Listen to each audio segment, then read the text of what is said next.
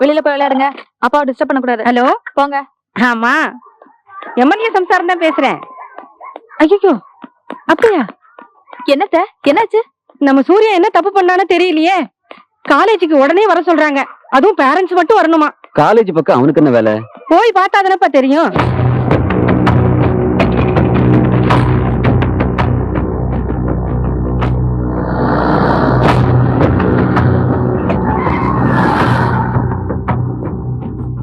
நான் தான் சூர்யாவோட அம்மா, எம்எல்ஏ சம்சாரம். என்ன விஷயம்? வாங்கம்மா, வந்து பார்த்தா உங்களுக்கே தெரியும். வாங்க.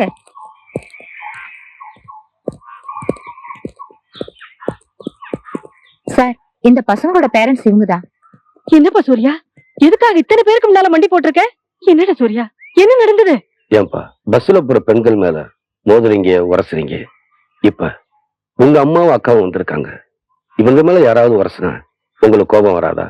ஏமா, நீங்க எல்லாம் வசதியான விட்டு பொண்ணுங்க, படிக்கணும்னு தேவையில்லை, பஸ்ல தான் போகணும்னு அவசியம் இல்லை. ஆனா இங்க இருக்கிற எத்தனை ஏழை விட்டு பெண்கள் படிச்சே ஆகணும், பஸ்ல தான் போகணும். உங்க பிள்ளைங்க செய்யற தொந்தரவால இவங்க படிப்பும் போக்குவரத்து பாதிக்குது. வசதியான வீட்டு பிள்ளைங்கிறதால நீங்க அடிச்சு வளர்க்கல, இப்ப கருவலையா போயிட்டாங்க. இப்பவும் ஒண்ணு கெட்டு போகல.